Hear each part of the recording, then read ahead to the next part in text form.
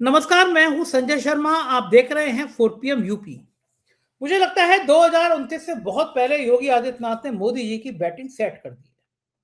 उत्तर प्रदेश की राजनीति जो उफान ले रही है, उसने साबित कर दिया है कि लोकसभा चुनाव से पहले ही भारतीय जनता पार्टी का उत्तर प्रदेश में बैंड बजने वाली है, सूपड़ा साफ होने वाला है। जाति का उन्माद अलग से है। गुजरात में आए हुए ठेकेदारों की, बनारस की कहानियां सोशल मीडिया पे तैर रही है। इन सब बातों पर अभय दुबे जी से बातचीत करेंगे। और ट्रंप ने एक चिट्ठी भेजकर मोदी जी को कैसे उलझा दिया, महाराष्ट्र में बीजेपी को कहां झटका लग गया, ये सब बातें आज के शो में। लेकिन उससे पहले आपका शुक्रिया। ये लेफ्ट हैंड पे जो पोस्टर देख रहे हैं आप, इश्तियाक मूवी का, 19 तारीख की सुबह ये मूवी 4 PM फिल्म्स वाले चैनल पर, जिसको आप देख रहे हैं, आपने अगर सब्सक्राइब नहीं किया तो जाइए यूट्यूब पे 4 PM फिल्म ज्वाइन करिए, सब्सक्राइब करिए चैनल को और देखिए ये शानदार मूवी। हजारों लोगों ने 24 घंटे के अंदर मूवी देख ली, सैकड़ों लोगों ने कमेंट किया, मुझे उम्मीद नहीं थी। सबका आभार। चलते हैं अभय दुबे के पास, पूरी बातचीत सुनिए, फिर आराम से 20 मिनट की ये मूवी देखिए। 4 PM न्यूज नेटवर्क में बहुत बहुत स्वागत है अभय दुबे जी आपका। आज तो आप मेरी बात मान गए होंगे। आप मानते नहीं थे कि हमारे विश्व गुरु जी का डंका बज रहा है, लेकिन आज आप मान गए होंगे। देखिए, अब तो ट्रम्प साहब ने भी मोदी जी को चिट्ठी लिखी है और बाकायदा निमंत्रित किया है कि एक नया बोर्ड बनेगा, नया एक गठन होगा। मोदी जी की कितने इंपॉर्टेंस है, अब तो आप मान गए हो ना मेरी बात को। लेकिन इस राजनीति का मतलब क्या है? ट्रम्प साहब तो बिल्कुल ऐसी माशूका हो गए हैं, कभी मनती है, कभी खुश हो जाती है, कभी नाराज हो जाती है। प्रेम की कहानियों में है ना, बहुत सारा चित्रण सुंदर सुंदर कहानियों में मिलता है। तो मैं समझ नहीं पा रहा, ये प्रेम है, आप ये मुझसे तलाक पूछ है, रहे ये हैं क्यों? इसका मतलब, आप मुझसे पूछ रहे हैं कि इसका मतलब क्या है। जी। मोदी जी खुद भी परेशान हैं, ये जानना चाहते हैं कि इसका मतलब क्या है इस चिट्ठी का। देखिए, मोदी जी के पास अगर अमेरिका से एक लेटर आता, इसमें लिखा होता कि आपके ऊपर जो 25% दंड स्वरूप टैरिफ लगाया गया था वो हटाया जाता है, तो मोदी जी खुशी के मारे अपनी जगह से उछलने लगते और कहते लियो हमने तो मैदान मार लिया। उसके बाद वो धन्यवाद अर्पण करने के लिए ट्रंप को फोन करते, माई फ्रेंड डोनाल्ड ट्रंप को फोन करते। फिर दोनों में मोहब्बत की बातें होती, दोस्ताना मोहब्बत की बातें होती। जब मैं मोहब्बत कहता हूं तो अंदाज कुछ मतलब गलत मत निकालिएगा। दोनों में दोस्ताना दोस्ताना मोहब्बत की बातें होती और फिर गोदी मीडिया शुरू हो जाता और मोदी जी की बल्ले बल्ले हो जाती। अब ट्रंप ने मोदी को एक लेटर लिखा है, एक खत लिखा है, जिसमें कहा है कि मुझे बहुत ही गौरव और हर्ष हो रहा है कि मैं भारत के प्रधानमंत्री को, इंडियन रिपब्लिक के प्राइम मिनिस्टर को, श्री नरेंद्र मोदी को उस बोर्ड ऑफ पीस का मेंबर बनने के लिए निमंत्रण देता हूं, जो ये देखभाल करेगा कि गाजा पट्टी में जो अमेरिका शांति स्थापित कर रहा है और जो वहां पर उसको रिबिल्ड यानी पुनर्निर्माण करना चाहता है गाजा पट्टी का, क्योंकि इजराइल ने तो उसको खंडर में बदल दिया है, तो उसकी वो सब देखभाल करेगा ये बोर्ड, इसकी देखरेख में सारा काम होगा। अच्छा, अब केवल मोदी जी को ही इनवाइट नहीं किया है, पाकिस्तान को भी इनवाइट कर दिया है, तुर्की को भी इनवाइट कर दिया है उन्होंने। यही गड़बड़ कर दिया उसने, बस यही गड़बड़ कर दिया। तुर्की को भी इनवाइट कर दिया। पेच क्या है इसमें, ये देखिए, तुर्की को भी इनवाइट कर दिया है और चीन और रूस को उससे बाहर रखा है। चीन और रूस को कोई इनविटेशन नहीं भेजा है।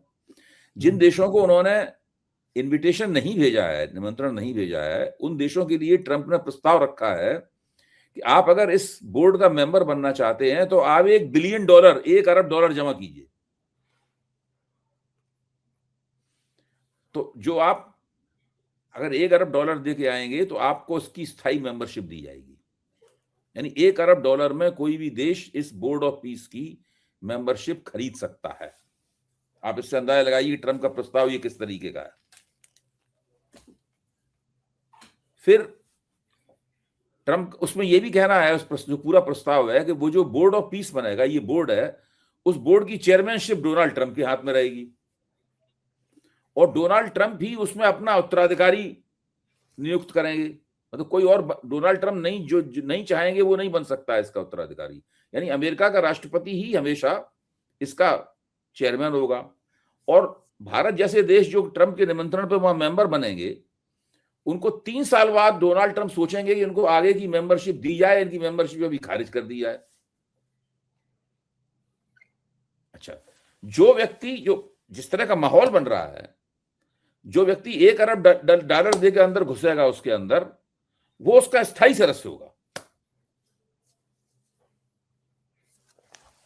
और जिन व्यक्तियों को निमंत्रण के जरिए डाला जाएगा उसमें, भारत जैसे देशों को, वो उनकी मेंबरशिप डोनाल्ड ट्रंप के रहमो करम पे होगी, डोनाल्ड ट्रंप की खुशी पे होगी। डोनाल्ड खुश रहेंगे उससे, अगर मोगाम्बो खुश रहेगा तो वो मेंबर रहेंगे, मोगाम्बो खुश नहीं रहेगा तो वो मेंबर नहीं रहेंगे। अच्छा, दुनिया की दो बड़ी ताकतें रूस और चीन जो है ना, वो इससे बाहर है पूरे। तो जो भी देश इसमें जाएगा वो दरअसल रूस और चीन की किसी ना किसी रूप में नाराजगी झेलेगा। अच्छा, अब आप इससे अंदाजा लगाइए कि मोदी के सामने कितनी दुविधा है इसमें।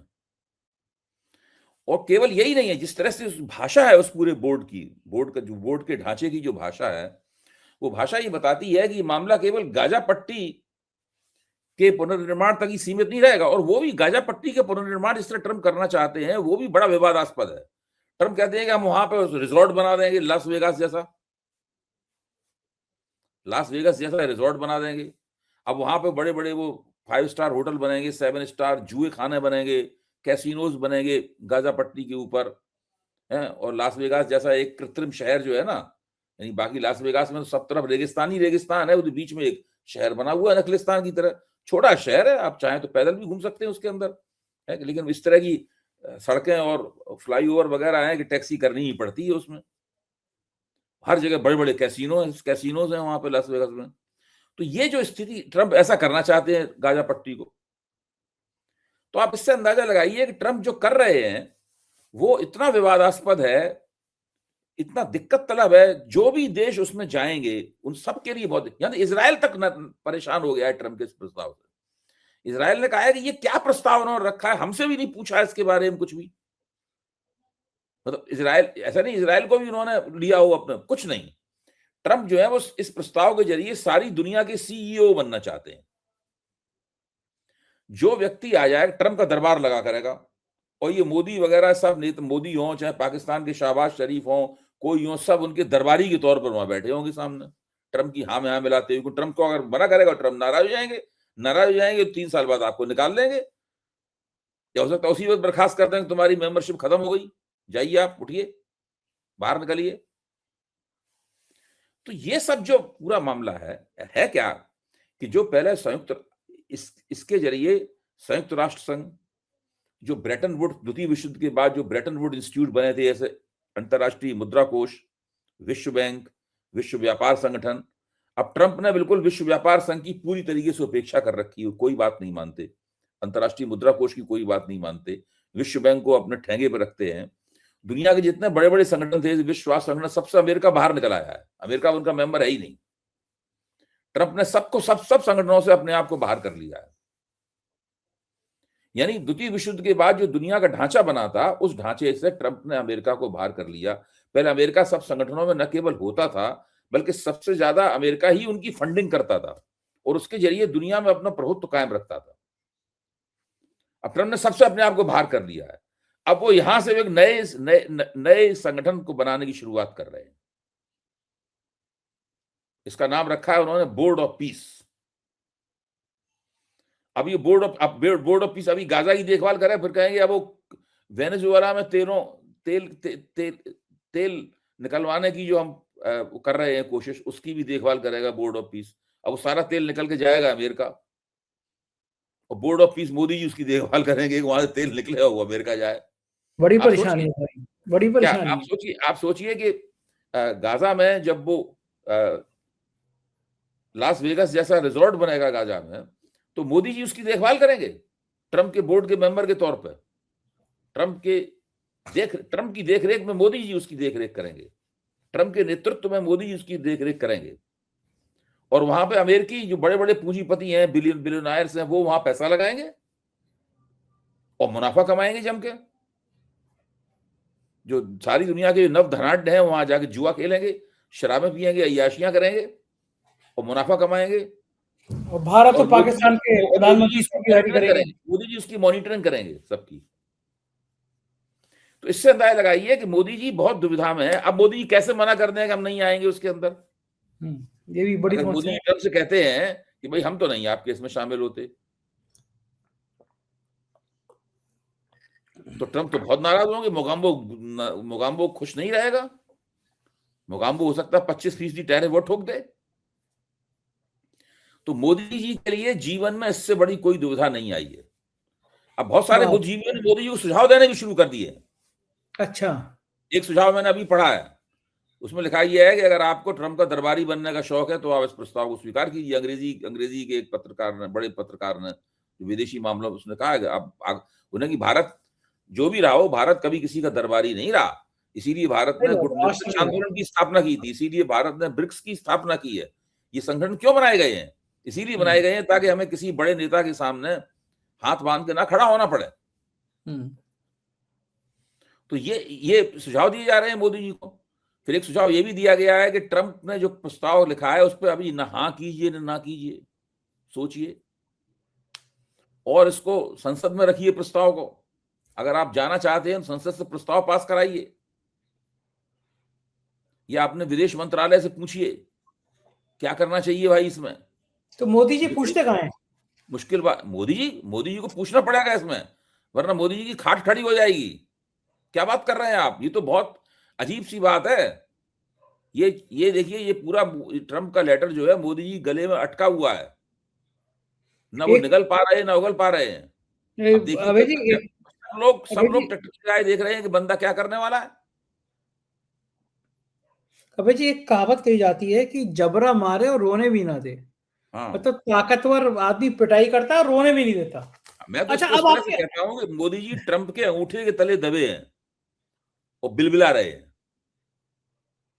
और ट्रंप ने देखा कि बहुत देर हो गई, अंगूठा लगाए तो अंगूठा हटा लिया और ऊपर से एक भारी चीज रख दी है, तो अब उसके नीचे दबे हुए। और उसके बाद वो अपने ट्रंप अपना काम अमेरिका चलाना है, वहां चले गए, मोदी उसके नीचे दबे हुए। अच्छा, कोई नस है जो पकड़ ली है, कोई नस दबा दी है? ये इतने डर ही क्यों है हमारे विश्व गुरु जी को? देखिए, मोदी जी सॉफ्ट टारगेट हैं। मोदी जी को पीटने से, मोदी जी को धिक्कारने से, मोदी जी का अपमान करने से ट्रंप का कुछ नहीं बिगड़ने वाला है। और ट्रंप जानते हैं कि लौट के जवाब भी नहीं दे सकता बंदा। तो मोदी जी ने वास्तव में उनकी इस आकलन को सही ठहराया है, आज तक कभी जवाब नहीं दिया उनको।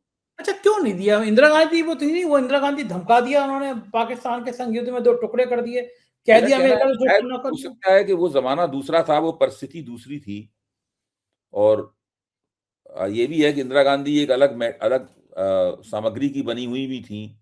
वो जिस सामग्री से बनी थी वो अलग चीज थी, मोदी जिस सामग्री से बने हैं वो अलग है। वो धीरे धीरे करके ये जो ट्रंप मोदी का रिश्ता है, ये ऐसी पेचीदियां इसमें पैदा हो रही हैं, ऐसे इसके नए आयाम खुल रहे हैं जिसका पहले कोई अंदाजा नहीं था। देखिए, पाकिस्तान इसमें फौरन तैयार हो जाएगा जाने के लिए। अच्छा, वहां पे जब बोर्ड ऑफ पीस में जाएंगे आप, तो पाकिस्तान के बराबर आपको बैठना पड़ेगा, तुर्की के बराबर आपको बैठना पड़ेगा। मोदी जी के लिए बहुत मुश्किल है भाई। ये परिस्थितियां ऐसी हैं कि बहुत कठिन है डगर पनघट की। देखते हैं क्या होता है। जरा अभय जी महाराष्ट्र चलते हैं। महाराष्ट्र में तो बाजी बड़ी बुरी तरह फंस गई है। गोदी मीडिया ने कहा बीजेपी की बम्पर जीत, बीजेपी की लहर, प्रधानमंत्री ने पीक थपथपानी शुरू कर दी। लेकिन अगर पिछली बार से तुलना करें तो मामूली ही सीटें बड़ी बीजेपी, वो भी जब सरकार इतनी, ताकत इतनी, पैसा इतना, वो भी तब जब कांग्रेस और ठाकरे अलग अलग हुए। अगर मान लो राज ठाकरे, उद्धव, कांग्रेस मिलकर लड़ते तो स्थिति कुछ अलग होती, लेकिन अभी वहां पार्षद छुपाने पड़ रहे हैं।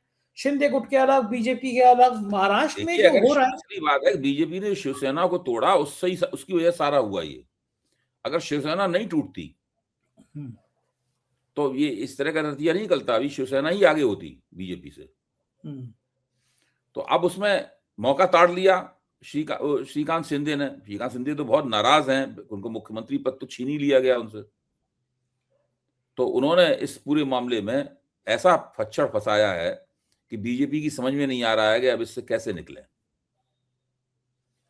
तो जाहिर है कि बीजेपी की जीत का स्वाद तो कड़वा कर ही दिया, कसैला कर ही दिया उन लोगों ने मिलकर।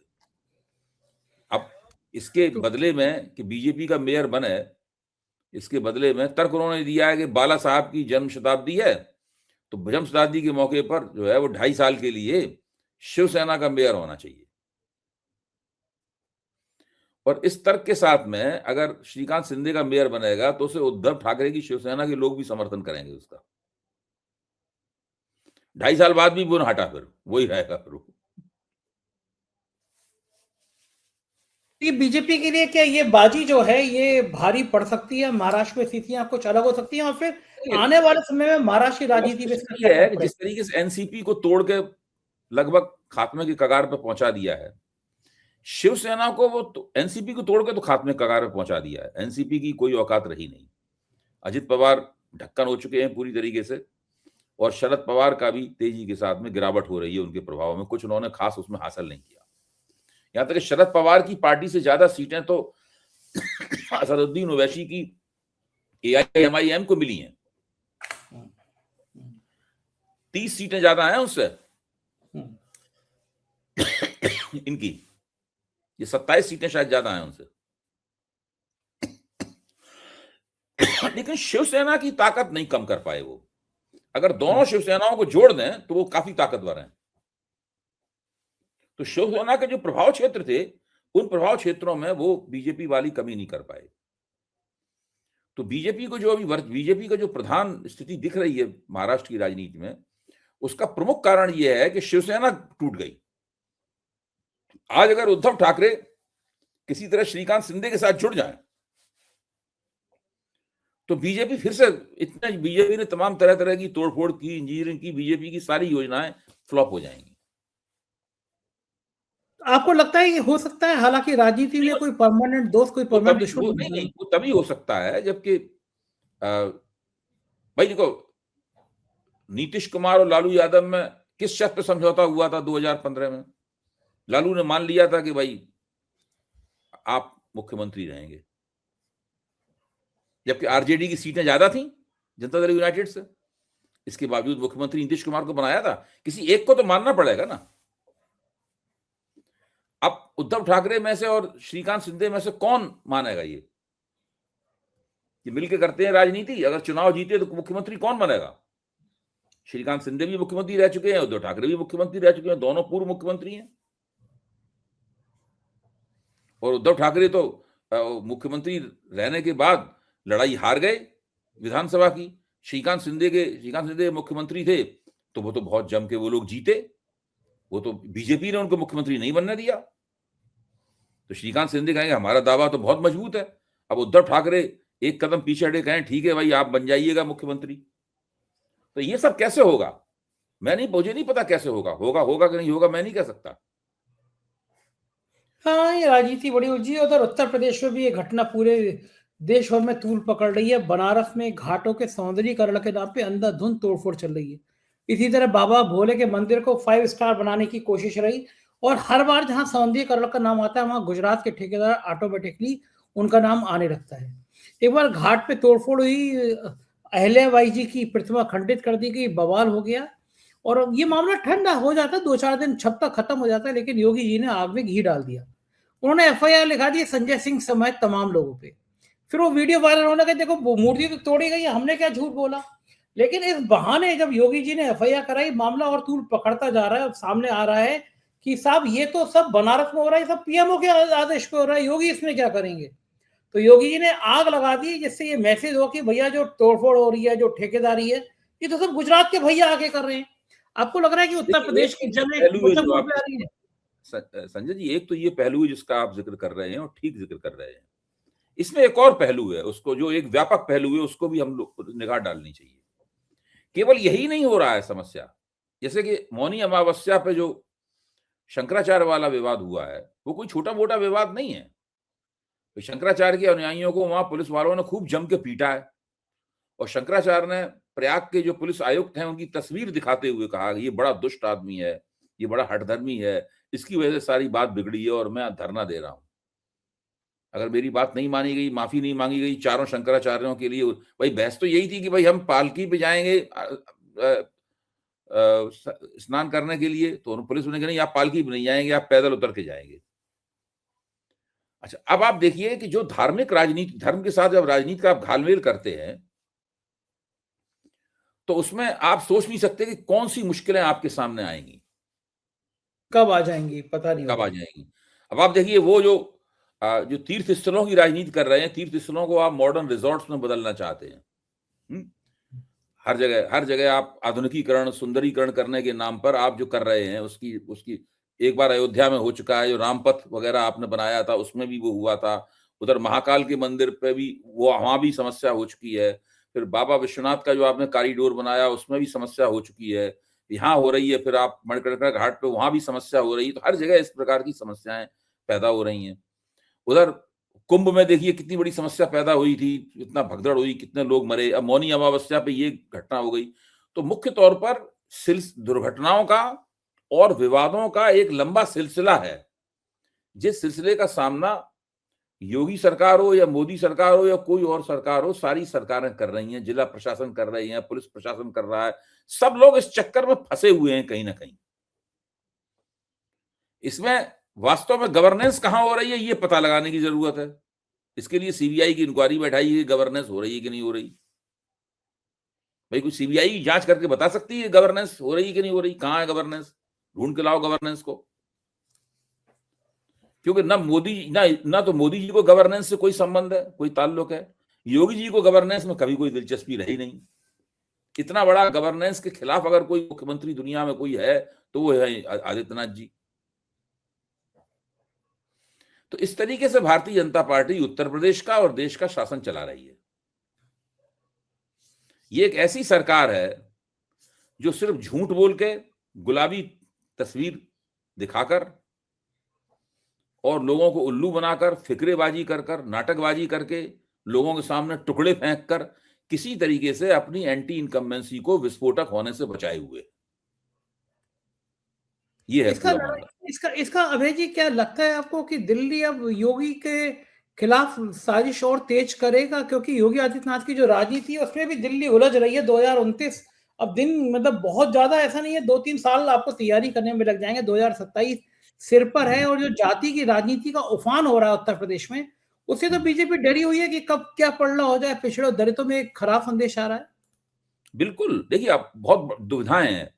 योगी आदित्यनाथ को चाहते नहीं है, लेकिन वो ये भी जानते हैं कि योगी आदित्यनाथ को हटाने में, उनके पर कतरने के चक्कर में कहीं उत्तर प्रदेश का चुनाव ना हार जाए। मान लो उत्तर प्रदेश में अगर भारतीय जनता पार्टी चुनाव हार गई, योगी आदित्यनाथ का क्या बिगड़ेगा? वो चले जाएंगे, मेहनती करेंगे अपने, खत्म खेल, पैसा हजम उनका। उनकी राजनीति तकरीबन मतलब खत्म नहीं होगी, लेकिन राजनीति उनकी का ग्राफ नीचे गिर जाएगा। वो शांत हो जाएंगे, वो समझ जाएंगे हमारे हम चुनाव ही नहीं जीत पाए तो प्रधानमंत्री बनने के हमारे कोई मौके हैं नहीं। उन्होंने कहा भी है कि अगर हम यहां से जाएंगे तो हम दिल्ली नहीं जाएंगे, हम वहां चले जाएंगे, हम अपनी मठ में वापस चले जाएंगे, वहां चले जाएंगे और दोबारा चुनाव लड़के गोरखपुर से एमपी तो हर होते ही रहे हैं, फिर से एमपी हो जाएंगे गोरखपुर से। इतना चुनाव तो वो जीत ही सकते हैं। जब मुख्यमंत्री नहीं थे, मुख्यमंत्री बनने की कोई संभावना नहीं थी, तब भी गोरखपुर से चुनाव तो वो जीत ही जाते थे। लेकिन भारतीय जनता पार्टी के लिए फिर 2029 का चुनाव जीतना बहुत मुश्किल हो जाएगा। फिर उत्तर प्रदेश में हालत ये होगी कि जो विपक्षी गठजोड़ होगा, खासतौर से समाजवादी पार्टी और कांग्रेस का मिला हुआ गठजोड़ होगा, वो फिर 60 सीटें से ज्यादा जीतेगा उत्तर प्रदेश में लोकसभा की 2029 में। तो डर है, इसी डर से तो दिल्ली दरबार की हालत खराब हो रही है कि जातियों का ये संतुलन गड़बड़ाया। पूरा मामला फंसा हुआ है बुरी तरीके से। इस उलझन को, इस गुत्थी को कैसे सुलझाया जाए, इसमें लगे हुए हैं। दूसरे ट्रम्प साहब हैं, वो मान ही नहीं रहे, वो लेटर लिख दिया उन्होंने। तो अब वो बताइए उत्तर प्रदेश की गुत्थी सुलझाएं। अभी मुक्तेश्वरानंद ने जो धरना दे दिया है उससे निपटें, या मणिकर्णिका घाट पे जो हंगामा मचा हुआ है उससे निपटें, क्या करें? सही बात है, बहुत मुश्किल है राजनीति की। बहुत बहुत शुक्रिया अभय जी, आपने मुझे इतना समय दिया बातचीत की। Thank you. ये थे अभय दवे जी। पूरी बातचीत आपने सुनी, कैसी लगी बातचीत बताइएगा जरूर। शुक्रिया, थैंक यू।